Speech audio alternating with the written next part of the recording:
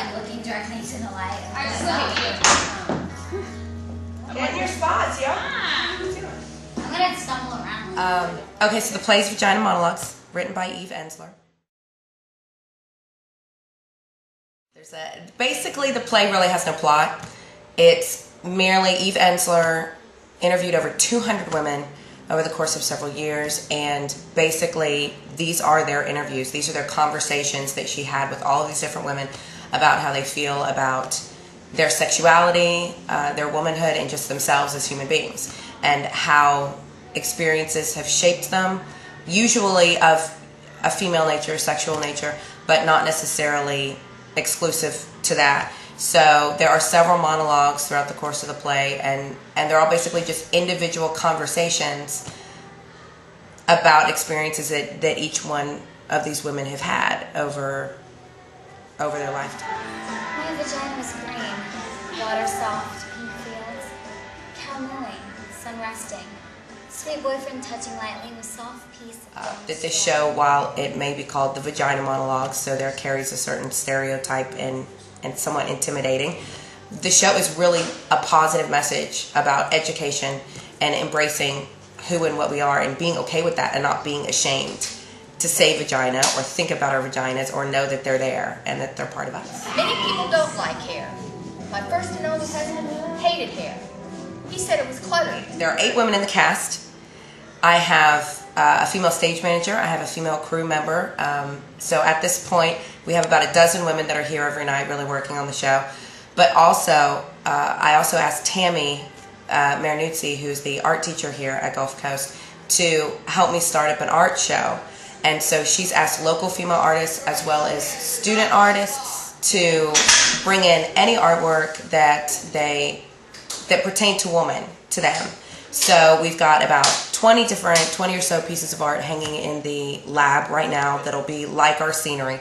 The show's very naked, it's very raw, it's very strict. It's not meant to have a bunch of technical mumbo jumbo going around, but the art does allow an aesthetic, and also I just wanted as many people participating in this as possible.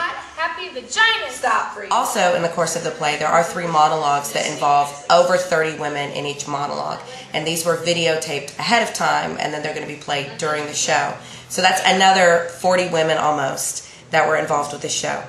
The show is also part of Women's History Month, which is in March, and it's part of a celebration of that. So we have another 6 women that are going to be part of a panel discussion every night after the show. Oh, you're so dopey. Why? Burt Reynolds. I don't know why. He never did nothing for me in life, but in my dreams, it's always Burt and I, Burt and I, Burt. It's my first time ever directing anything at all, and it's been a really good experience because Carmen's let me kind of, play with things and help the girls, and I just don't want to overstep my boundaries and actually direct the show, but it's been really hard to switch back from assistant director mode to actor mode and that kind of thing. The woman who ran the workshop saw my insane scrambling, heavy breathing, and sweating, and she came over, and I told her, I lost my clitoris, it's gone! I shouldn't have wanted swimming!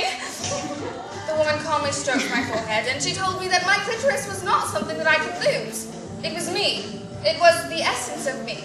It was both the doorbell to my house and the house itself. I didn't have to find it.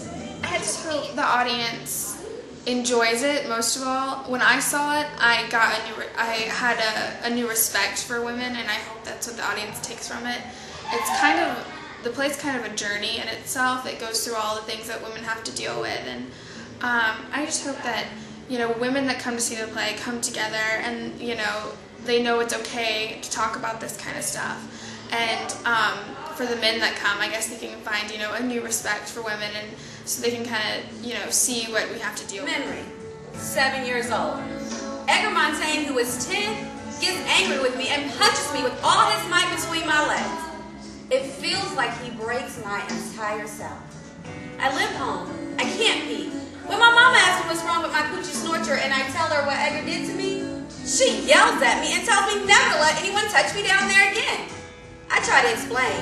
He didn't touch him, Mama. He punched. This play is most definitely for an older audience. I would say maybe some upper high school levels and up. because the stuff that we do touch on, it's not vulgar, but it is not what your everyday person is used to talking about. So, I mean, it's in the title, Vagina Monologues, so it's kind of self-explanatory what we're going to be talking about. You're so beautiful, he said. You're beautiful and deep and elegant and innocent and wild. You saw that there, I said? It was like he read my palm. I saw that there, he said, and more. Much. You need to come in with an open mind when you come to the play. It's not vulgar, it's not dirty, you know, it's just kind of giving you the facts and, you know, opening you up to this world where you know, like, what's up and what's down, and, you know, it's kind of just explaining what women have to go through and just kind of throwing it out there. Closed inside cup, then you, then cute, then curvy, inviting, sharp skin, you. The heart is capable of sacrifice. So is the vagina. The heart is able to forgive and repair. It can change its shape to let you in. It can expand to let you out. So can the vagina. Oh,